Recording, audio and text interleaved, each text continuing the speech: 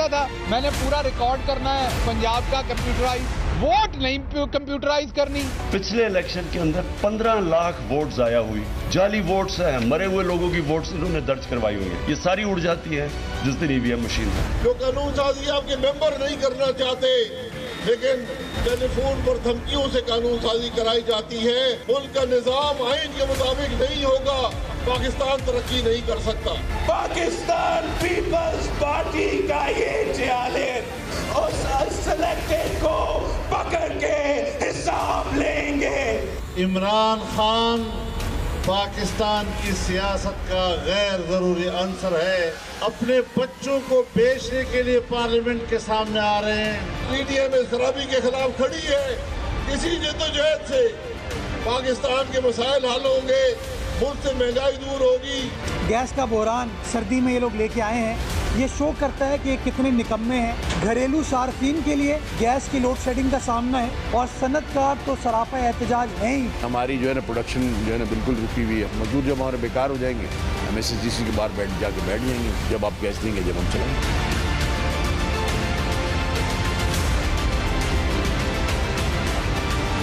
लाहौर में स्मॉग के हवाले से वज़ीर आला ने एक अहम इजलास की सदारत की और उस इजलास में तमाम डिपार्टमेंट्स की कारकर्दगी का जायज़ा लिया गया कि हफ्ते में एक दिन अगर स्कूलों को बंद कर दिया जाए मज़ीद तो उससे भी स्मॉग में कमी आ सकती है। जो लाहौर के साबिक़ हुक्मरान रहे, उन्होंने वहाँ पे कंक्रीट के जंगल बनाने के लिए तमाम दरख्त वहाँ पे काट दिए।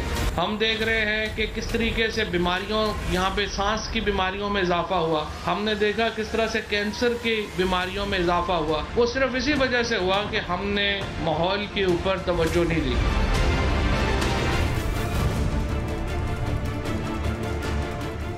क्या 2023 के आम इंतखाबात इलेक्ट्रॉनिक वोटिंग मशीन से होंगे या वोटिंग का पहले से राइज तरीक़ाकार ही इस्तेमाल किया जाएगा? ये सवाल पार्लियामेंट की मुश्तरका इजलास से ईवीएम का बिल पास होने के बाद तकरीबन हर फोरम पर उठाया जा रहा है, जहां एक जानिब हुकूमत बज़िद और पुरएतमाद है कि अब मुल्क में इंतखाबात ईवीएम से कराए जाएंगे, वहीं अपोजिशन और इलेक्शन कमीशन ने ईवीएम पर तकनीकी, लॉजिस्टिक और दीगर एतराज़ात उठाकर आइंदा इंतखाबात के ईवीएम के जरिए इनेकाद पर संगीन सवालात खड़े कर दिए हैं। पौने 2 साल से कम अरसे में क्या मुल्क भर के तमाम पोलिंग स्टेशंस के लिए दरकार ईवीएम्स तैयार की जा सकेंगी, जिनके लिए मौजूद तरबियत याफ्ता अमले की फराहमी मुमकिन बनाने के साथ साथ वोटर्स को भी इन मशीनों के जरिए वोट डालने की ट्रेनिंग दी जा सकेगी? ये एक सवाल है।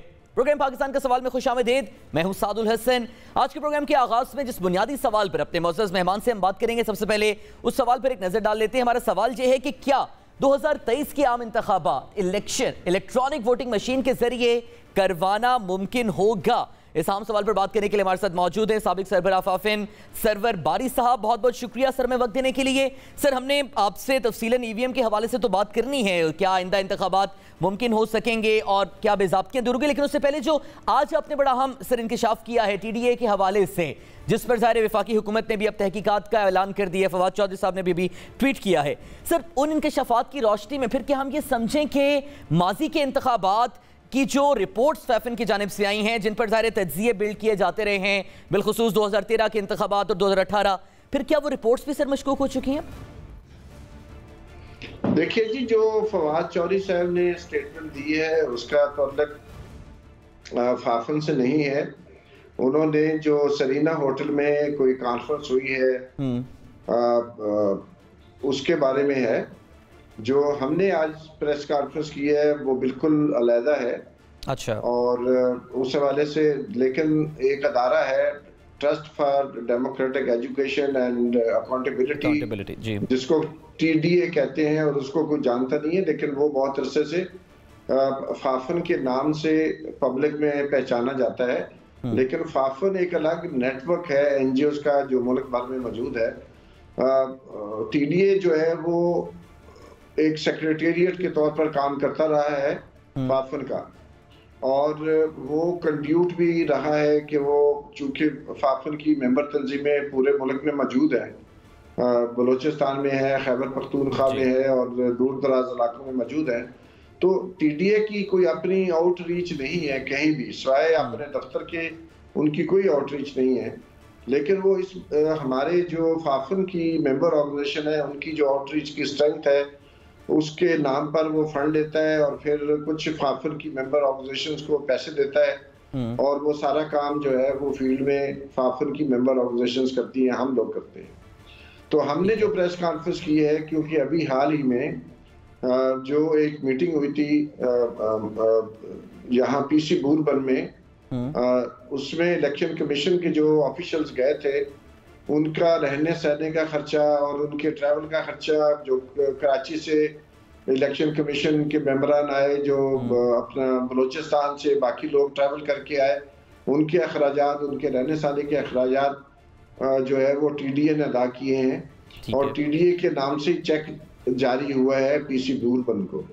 तो एक ऐसा अदारा जो इलेक्शन ऑब्जर्व करने की जो एक फाफन है उसके लिए काम करता है, तो वो इलेक्शन कमीशन के साथ कोई लेन देन नहीं कर सकता, क्योंकि वो कॉन्फ्लिक्ट ऑफ इंटरेस्ट का मामला बन जाता है। ठीक है। और हमने बतौर विसल ब्लोअर आज ये इस्लामाबाद में प्रेस कॉन्फ्रेंस की है और हमने डिसएसोसिएट करने का जो ऐलान किया है कि हमारा टीडीए से कोई तल्लुक नहीं है और फाफन की बाकी मेंबर ऑर्गेनाइजेशंस को हम उसके चुंगल से आजाद कराएंगे, ये हमने आज पोजीशन ली है। ठीक है। तो जहां तक ईवीएम का तल्लुक है, हमारी पोजीशन ये है कि ईवीएम के बारे में जो हमारी बहस चल रही है उसमें 3 चीजें मद्देनजर रखनी चाहिए। पहली बात तो ये है कि 2017 के इलेक्शंस एक्ट में तमाम सियासी जमातों ने मुतफिका तौर पर शिक नंबर 94 और 103 के तहत I voting for the overseas Pakistanis और ईवीएम जो है वो पाकिस्तान के अंदर इस्तेमाल करने के लिए जो एक्ट पास किया उसमें मुतफिका तौर पर उसको पास किया। ठीक है। तो एक कंसेंसस मौजूद है पाकिस्तान में सियासी अशराफिया की तरफ से कि वो ईवीएम इस्तेमाल करेंगे और ये करेंगे। फिर 2017 में सुप्रीम कोर्ट ने इलेक्शन कमीशन को डायरेक्ट किया, ऑर्डर किया कि जो 2018 के बाद जो सीटें खाली हुई है, जो जहां पर इलेक्शन नहीं हो सके थे, वहां पर जो बाई इलेक्शन हो रहे हैं उसके लिए सुप्रीम कोर्ट ने ऑर्डर किया कि इलेक्शन कमीशन इंतजाम करे ताकि ओवरसीज पाकिस्तानी उसमें वोट डाल सके। ठीक है। तो वो एक्सरसाइज हुई थी उनकी दोनों। और इसके अलावा जो चौथी बात है कि इलेक्शन कमीशन का अपना एक स्ट्रेटेजिक प्लान है जिसको कहते हैं 3rd स्ट्रेटेजिक प्लान 2019-2023। उसका जो नंबर 8 पिलर है उसमें वाज़े तौर पर इलेक्शन कमीशन ने कमिट किया हुआ है कि वो बार बार जो है ईवीएम को और जो टेक्नोलॉजी है फॉर दी ओवरसीज पाकिस्तानी उसको टेस्ट करेगा, उसकी पायलटिंग करेगा और 2021 के दिसंबर के महीने में जो कि अगला महीना है उसमें उसको उसकी फिजिबिलिटी रिपोर्ट जारी करेगा। अच्छा, अब इलेक्शन कमीशन ने ये सारे काम किए नहीं हैं। बिल्कुल, इसी पर आपसे ये सवाल करना था। इसी की वजह रिपोर्ट हमारे पास नहीं है। एग्जैक्टली, इसी की वजह आपसे जारी थी कि 2017 के इस एक्ट का जिक्र आप भी कर रहे हैं। अब ज़ाहिर इलेक्शन कमीशन की ये जिम्मेदारी थी कि पायलट प्रोजेक्ट्स के थ्रू भी मुख्तलिफ जो इंतखाबात हैं वो ईवीएम के थ्रू कराए और 2017 के बाद से आम इंतखाबात, फिर उसके बाद मुख्तलिफ ज़िमनी इंतखाबात भी हुए। क्या वजह है पायलट प्रोजेक्ट के तौर पर भी क्यों नहीं इस्तेमाल किया जा सका ईवीएम को? सिर्फ पेशावर में एक पायलट इन्होंने किया था और उसकी रिपोर्ट भी हमने राइट टू इंफॉर्मेशन एक्ट को इन्वोक करके इलेक्शन कमीशन से ली थी।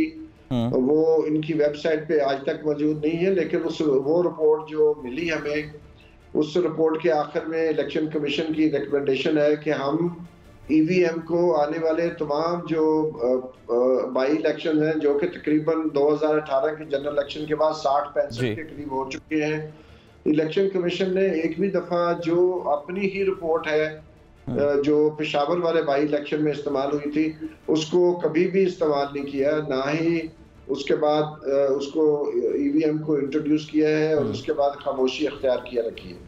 इसी तरह जो बाकी आने वाले इंतखाबात थे उसमें ओवरसीज पाकिस्तानी को भी दोबारा पायलट नहीं किया, चूंकि कोई उनके पास इंफॉर्मेशन ही नहीं है कोई पायलट ही नहीं किया, तो इसलिए कोई फिजिबिलिटी रिपोर्ट। अच्छा बारी साहब, चूंकि आपने भी ज़ाहिर जब इलेक्शंस मॉनिटर किए और ऑब्जर्वेटरी रिपोर्ट्स आपने तैयार की तो डेफिनेटली ग्राउंड रियलिटीज़ आपने देखी, बगौर जो इंतखाबी इलाके हैं, हल्के हैं, पोलिंग स्टेशन हैं, उनका भी आपने जायज़ा लिया। क्या ग्राउंड रियलिटीज़ को देखते हुए आप ये समझते हैं कि जो 2023 के इंतखाबात हैं वो EVM के जरिए हो पाएंगे और जो एतराज़ात, जो तहफ़्फ़ुज़ात इलेक्शन कमीशन की जानिब से उठाए गए हैं वो वैलिड है EVM पर? नहीं, मैं समझता हूँ इलेक्शन कमीशन के एतराज़ात वो कि उनमें वजन है, लेकिन उन एतराज़ात को फायदा करने में इलेक्शन कमीशन का हाथ है। अच्छा। क्योंकि उन्होंने एफिशिएंटली इसकी पायलटिंग नहीं की दोनों चीजों की।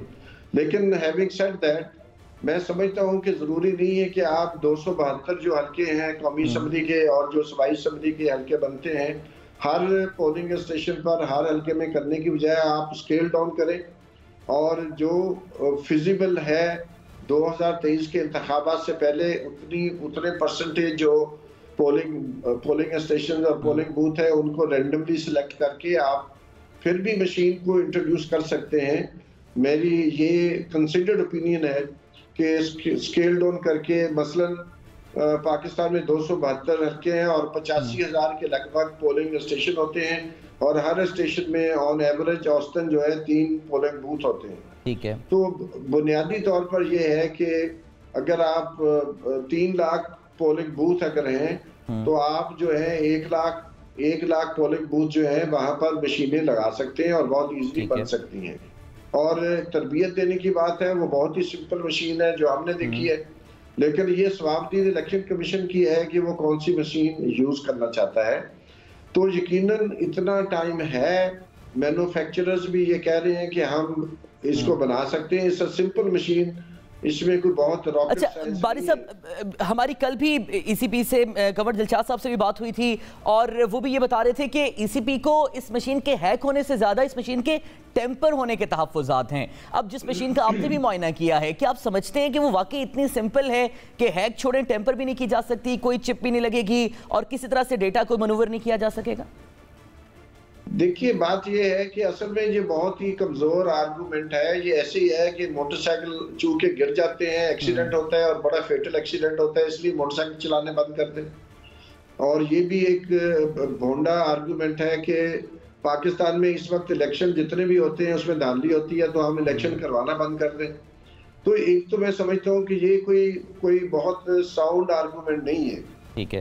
मामला ये है कि ये जो सारे चीजें वो उठा रहे हैं, इनका बंदोबस्त तो आइन के तहत इलेक्शन कमीशन ने खुद करना है, किसी और ने बाहर से आके नहीं करना। इलेक्शन कमीशन और जिसको भी किसी हुकूमती अदारे को या किसी भी पाकिस्तान के अदारे को, रियासती अदारे को हुक्म देगा, क्योंकि अल्टीमेट पावर इलेक्शन कंडक्ट करने की वो सिर्फ इलेक्शन कमीशन के पास। अच्छा बारी साहब, आखिर में जरा आप चूंकि बहुत इंतहाई रेलेवेंट बंदे हैं इस सवाल के हवाले से भी, चूंकि आप खुद भी बेज़ाब्तियों की निशानदेही इलेक्शंस के हवाले से करते रहे हैं मॉनिटरिंग में, क्या आप समझते हैं कि जो अब तक आम इंतखाबात या ज़मीनी इंतखाबात जिस तरीक़ेकार से होते रहे हैं उनमें जो बेज़ाब्तियाँ सामने आती रही हैं, EVM के थ्रू अगर इलेक्शंस होंगे तो वो बेज़ाब्तियाँ जो अब तक सामने आई हैं, रिपोर्ट हुई हैं, वो नहीं रिपीट होंगी?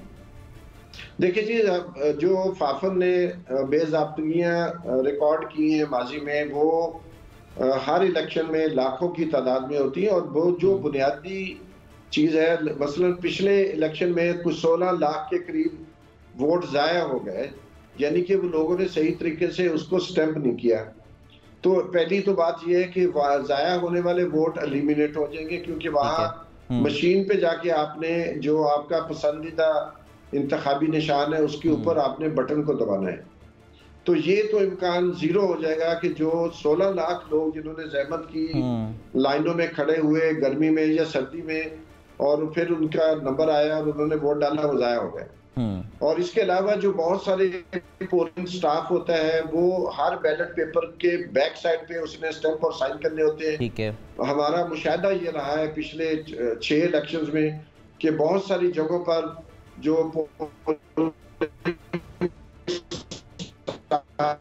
वो डायमंड मोहर लगाए या उसकी काउंटर फाइल के ऊपर करे। फिर ये मुशाहिदा हमने किया कि जो काउंटिंग का मरहला आता है तो उसकी काउंटिंग प्रॉपर नहीं होती। फॉर्म 14 और आपको याद है फॉर्म 45 के ऊपर 2018 के इंतखाबात के बाद किस कदर हंगामा हुआ, तो फार्म 45 तो खुद ब खुद जो है वो मशीन खुद ब खुद प्रोड्यूस करेगी। और इसलिए मैं समझता हूं कि जो इस वक्त धांधली करने के तरीक़ाकार हैं, उनकी सबसे जो बुरी एग्जांपल है वो डस्का का बाई इलेक्शन है। बिल्कुल, डस्का का बाई इलेक्शन मैं समझता हूँ उसकी जो दोनों रिपोर्टें आई हैं, मैं सलाम करता हूँ इलेक्शन कमीशन को कि उन्होंने बहुत आला इन्वेस्टिगेशन की है, और उसकी बेस पे अगर आप पढ़ें उसको तो पाकिस्तान में धांधली के जो तरीक़ेकार हैं वो आपको समझ आ सकते हैं। बिल्कुल, तो वो मैं समझता हूँ जितने भी उसमें उन्होंने पोलिंग ऑफिसर या असिस्टेंट पोलिंग ऑफिसर या एजुकेशन ऑफिसर या फिर डीसी और डीपीओ की इंटरव्यू किए, उससे पता चलता है कि क्या तरीके हैं। और यकीनन अगर आप उसकी स्टडी करें तो आप देखेंगे कि ईवीएम के मौजूद होते हुए वो सब ये काम नहीं करते। यानी जो ह्यूमन इन्वॉल्वमेंट है किसी भी तरह की, जिससे ह्यूमन एरर का खदशा भी है और जो बदनीयती का खदशा भी है ह्यूमन इन्वॉल्वमेंट से, वो ईवीएम के आने से जो है वो निगेट हो जाएगा, वो कम से कम हो जाएगा। बहुत बहुत शुक्रिया सरवर बारी साहब। बिल्कुल ठीक है, बहुत बहुत शुक्रिया सर, हमारे साथ आप मौजूद थे और इस सारी सूरत हाल पर अपनी माहिराना राय से हमें आगाह करें। नाज़रीन, यहाँ पर वक्त एक ब्रेक का, ब्रेक से वापस आएंगे और दीगर मामला पर आपसे बात करेंगे।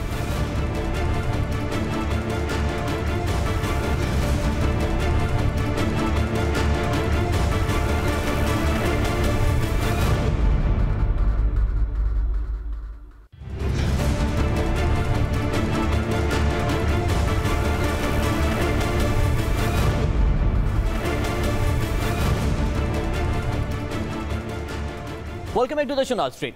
महंगाई से सताई अवाम के लिए स्टेट बैंक की हालिया 2 माह की मॉनेटरी पॉलिसी का ऐलान एक और बम बनकर गिरा है।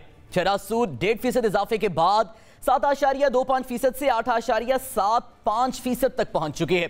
हुकूमत की अवाम को रिलीफ पहुंचाने के दावे एक तरफ, इमदादी पैकेज की बातें एक तरफ।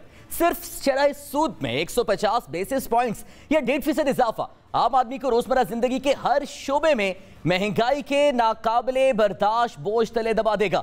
क्या वज़ीर आज़म के अवाम को ना घबराने के हर मशवरे के बाद कभी पेट्रोल की कीमत में इजाफा, कभी बिजली के नर्ख बढ़ जाना, कभी अशियाए खुरोनोश की कीमतें बढ़ना मामूल बन चुका है? ये एक सवाल है। ब्रेक के बाद प्रोग्राम के इस सेगमेंट में जिस आम सवाल पर अपने मोअज़्ज़ज़ मेहमान से बात करेंगे, हमारा वो सवाल ये है कि स्टेट बैंक का अगले 2 माह के लिए मॉनेटरी पॉलिसी का ऐलान। शरह सूद 8.75% हो गई। क्या शरह सूद के इजाफे से मुल्क में महंगाई का नया तूफान सर उठाएगा? इस पर बात करने के लिए हमारे साथ मौजूद हैं principal nurse doctor Ashfaq Hasan साहब। सर, बहुत बहुत शुक्रिया हमें वक्त देने के लिए। सर, शरह सूद क्यों बढ़ी? IMF ने कहा बढ़ी, कैसे इसको बढ़ाया जा सकता था? इस पर तो हम आपसे तफसीलन बात करेंगे, लेकिन सबसे पहले जो नाजरीन के दिल में और जहनों में सवाल है, और चूंकि आप इंतहाई क्रेडिबल और न्यूट्रल आंसर हमेशा में देते हैं इन तमाम सवालात का, ये बताइएगा कि आम आदमी पर यह शरह सूद बढ़ने के बाद महंगाई का कितना बोझ पड़ेगा? सर देखिए, बात यह है कि thank you very much for giving me this opportunity. देखिए, जो हमारा स्टेट बैंक है ना, वो फॉलो करता है IMF को। ठीक है। और IMF का एक रिलीजन है, रिलीजन पे बहुत ज्यादा जोर दे रहा हूं। कोई मुसलमान होता है, कोई हिंदू होता है, कोई क्रिश्चियन होता है, तो IMF का एक रिलीजन है जिसको मॉनेटरिज्म कहते हैं। हर चीज मॉनेटरी अप्रोच है, monetary approach to inflation, monetary approach to balance of payment. हर चीज की जो प्रॉब्लम किसी भी मईशत में होती है वो मनी सप्लाई के बढ़ने से होती है। ठीक है ना?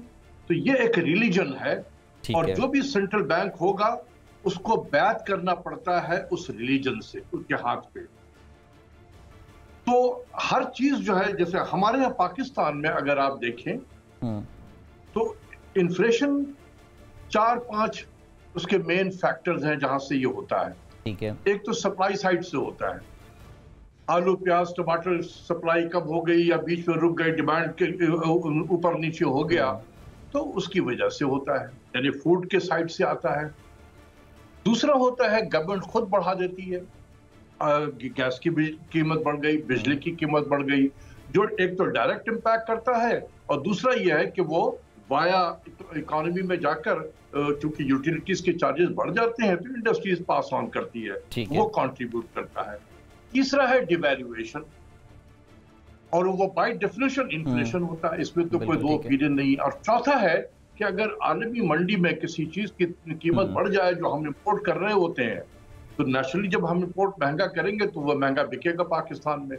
तो ये 4 मेजर चीजें हैं, माइनर भी हैं, मतलब हमारी बैड गवर्नेंस की वजह से होता है। रेट ऑफ द स्टेट अगर कमजोर हो जाए तो जिसका जो जी चाहे कीमत कहीं भी पहुंचा दे, क्योंकि उसको पता है कि हुकूमत ने कुछ करना नहीं है, और अगर हुकूमत ने कुछ किया भी तो और हमें तो हम अदालत में चले जाएंगे और इसके ऑर्डर ले लेंगे, खत्म हो गया। तो अब ये बताओ कि इसका क्या ताल्लुक है इंटरेस्ट रेट से? गवर्नर स्टेट बैंक कहते हैं कि हमने इंटरेस्ट रेट को इसलिए बढ़ाया कि हमने अफरात ज़र की शरह को कम करना है। तो अब कोई आप मुझे समझाए कि इंटरेस्ट रेट को बढ़ाकर क्या हम आलू, प्याज, टमाटर, घी, दाल, चावल की कीमतें कम कर सकते हैं? क्या ये बिजली और गैस की कीमतें तो खुद हुकूमत बढ़ा रही है, तो क्या इंटरेस्ट रेट बढ़ाने से हुकूमत ने ये नहीं बढ़ाना है? क्या आलमी मंडी में अगर तेल की कीमतें बढ़ रही है तो हम अपने मुल्क में अगर इंटरेस्ट रेट को बढ़ा दें तो क्या आलमी मंडी में तेल की कीमतें नहीं बढ़ेंगी? तो बात यह है कि ये इंस्ट्रूमेंट इसके लिए है ही नहीं है। ये वेस्टर्न कंट्रीज के लिए है जहां पर इन्फ्लेशन एक्सेसिव डिमांड की वजह से होता है। ठीक है। तो उस डिमांड को कर्टेल करने के लिए आप इंटरेस्ट रेट को बढ़ाते हैं, मॉनेटरी पॉलिसी को टाइट करते हैं। ये वेस्टर्न सोसाइटी में है। हम के लिए, हमारे लिए ये मर्ज की ये दवा है ही नहीं। पाकिस्तान में एम्पिरिकल एविडेंस जो मेरे स्टूडेंट ने किया है नस्ट में, 1% डिस्काउंट रेट बढ़ने से 1.3% CPI बेस्ड इन्फ्लेशन बढ़ता है, कम नहीं होता है।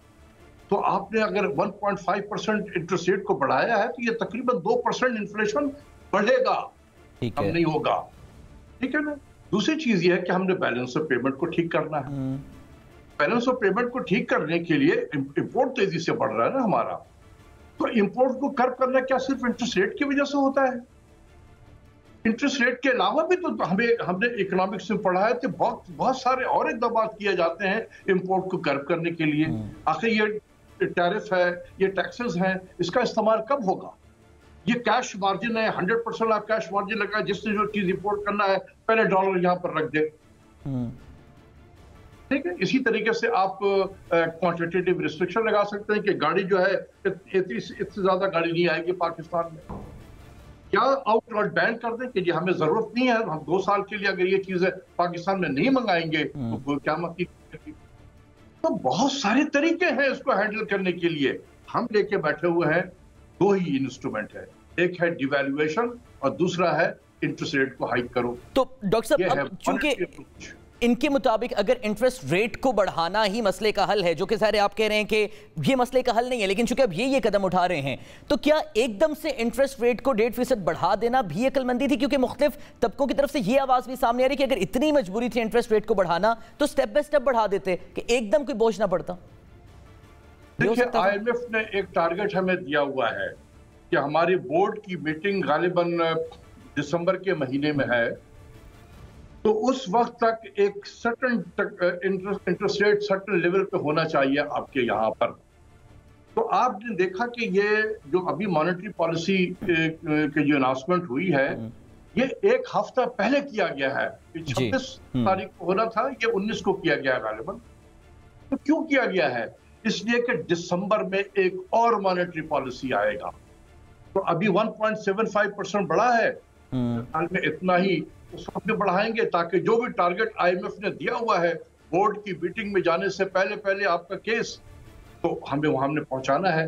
तो इसलिए इसको एडवांस किया गया है ताकि एक और हम मॉनेटरी पॉलिसी ले आए और इतना ही और बढ़ाएं ताकि हम वहां पर उस टारगेट पे पहुंच जाए जहां पर IMF ने कहा है। इसका पाकिस्तान की इकोनॉमी से कोई ताल्लुक नहीं है, ये IMF ने कहा है।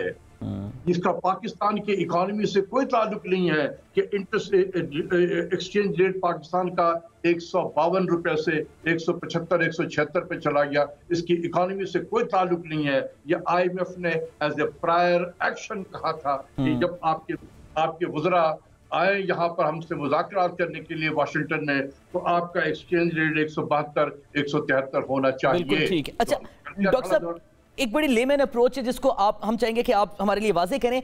हम लोग ये जो महंगाई का बोझ हमारे ऊपर पड़ रहा है और जो हम बड़े लफ्ज़ भी इस्तेमाल करते हैं, महंगाई बम गिर गया, कभी पेट्रोल की बढ़ती कीमत, कभी बिजली के बिलों में, कभी गैस में, और अब जिस तरह से ये दीगर चीज़ों में इजाफा हो रहा है, लेकिन इस बोझ को बर्दाश्त इस उम्मीद पर कर रहे हैं सबके कभी वो वक्त आएगा कि कीमतें मामूल के मुताबिक वापस आ जाएंगी, IMF की शराइत शायद नरम हो जाएंगी। क्या ये उम्मीद रखी जाए? देखिए, बात यह है कि जब भी जो मुल्क भी IMF में जाता है ना, ये रास्ता ये जो है ना, इसके रास्ते में बहुत खारदार कांटे बिछे हुए हैं, तो आपका लहू लहान हो जाएगा पैर आपका। यानी कि इस रास्ते में मसाइल ही मसाइल हैं। जो मुल्क IMF के रास्ते पे चला है आज तक नहीं निकला है। हमारे सामने अर्जेंटीना है, हमारे सामने ब्राजील है, हमारे सामने यूक्रेन है, हमारे सामने इजिप्ट है, and I can go on and on like this. ये रास्ता ये हमारे लिए है ही नहीं है।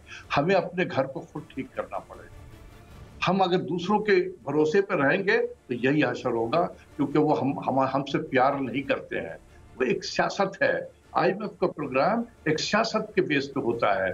इसके पीछे जियो स्ट्रेटेजिक एनवायरनमेंट भी होते हैं। आपके ताल्लुकात मेजर पावर के साथ कैसे हैं वो बहुत ज्यादा मैटर करता है। तो अब अगर आप खुद बैठ के सोचें कि आज हमारा मेजर जो सुपर पावर है उसके साथ हमारे कैसे ताल्लुकात हैं, अगर बहुत बेहतरीन ताल्लुकात हैं तो IMF का प्रोग्राम बहुत नर्म हो जाएगा।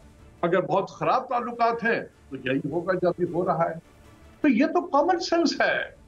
इसीलिए मेरे भाई मैं बहुत बताता रहा हूँ, I was the only person कि सर खुदा के वास्ते इस रास्ते पे ना चले, क्योंकि बहुत खारदार तार बिछे हुए हैं इस रास्ते पे। हम सब जख्मों से चूर हो जाएंगे और वही हो रहा है। ठीक है, बहुत बहुत शुक्रिया डॉक्टर अशफाक हसन साहब हमारे साथ आप मौजूद थे और मौशी सूरत हाल पर अपने माहिराना तज्ज़िये से आगाह कर रहे हैं। नाज़रीन, ब्रेक से वापस आएंगे और दीगर मामलात पर बात करेंगे।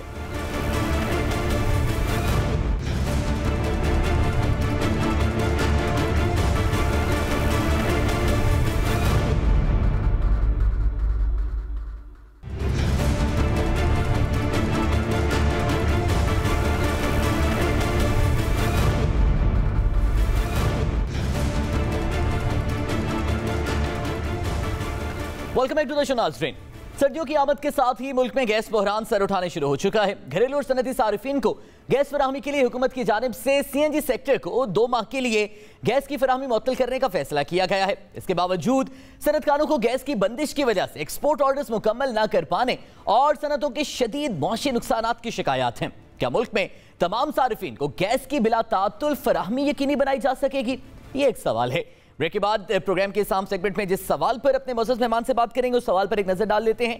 हमारा सवाल कुछ इस तरह से है कि एक बार फिर गैस का बहरान, सनतकार भी परेशान, हुकूमत गैस बहरान पर काबू पाने के लिए क्या इक़दामात कर रही है?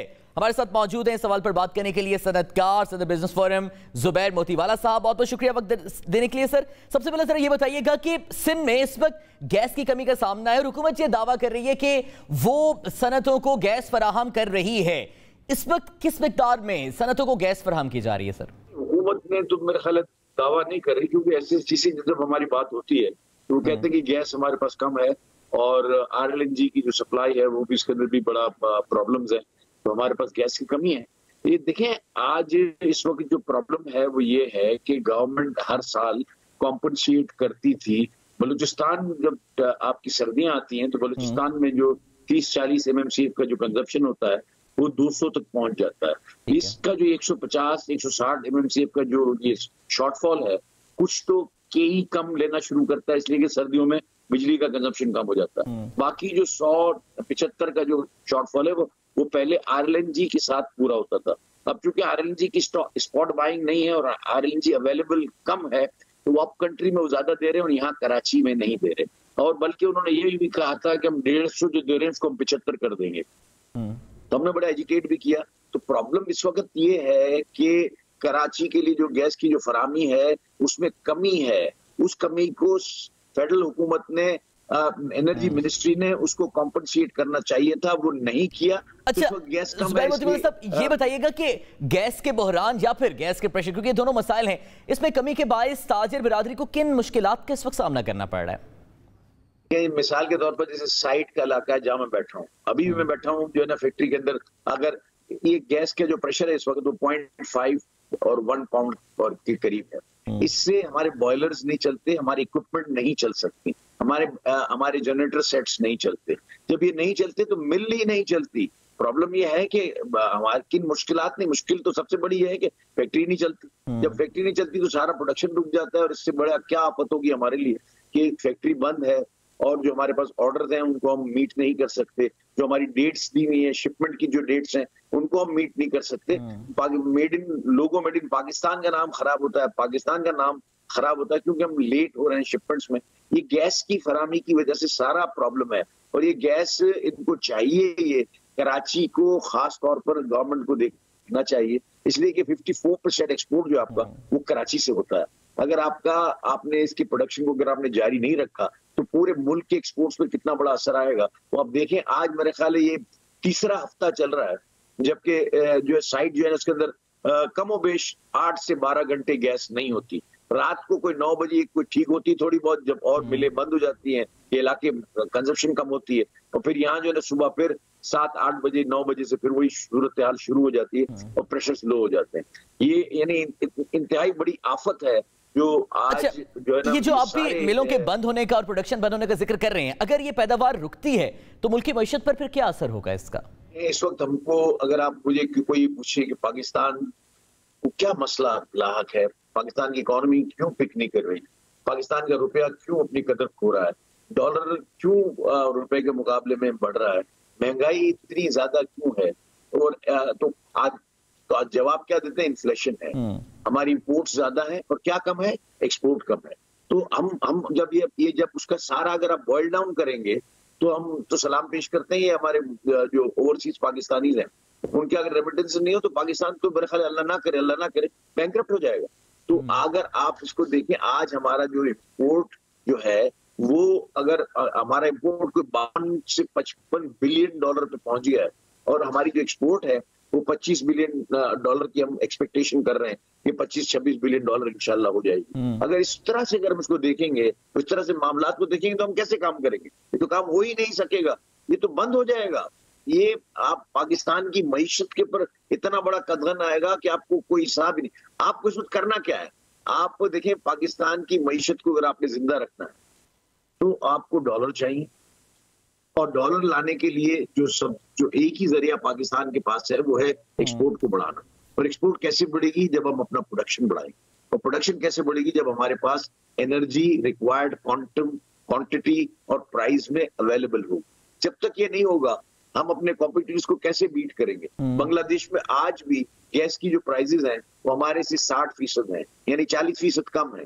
तो मैंने अगर कॉम्पीट करना है, फिर वो हमें मिसाल देती है गवर्नमेंट कि देखिए बांग्लादेश ने क्या कमाल किया, 1 महीने में 4 बिलियन को क्रॉस कर लिया उन्होंने, हमने भी 2.5 बिलियन तक हम पहुंचे। लेकिन इस वक्त डिमांड है अगले मार्च। जुबैर मोतीवाला साहब, आपके जो तहफ्फुज़ात हैं इनके रद्द-ए-अमल में आपने धरनों का ऐलान भी किया है, क्या वो हल होगा मसले का या मुतबादिल ज़राए भी? इस पर भी आपसे हमने बात करें, हमारे साथ ही रहिएगा, ब्रेक के बाद आपसे बात करेंगे इस पर।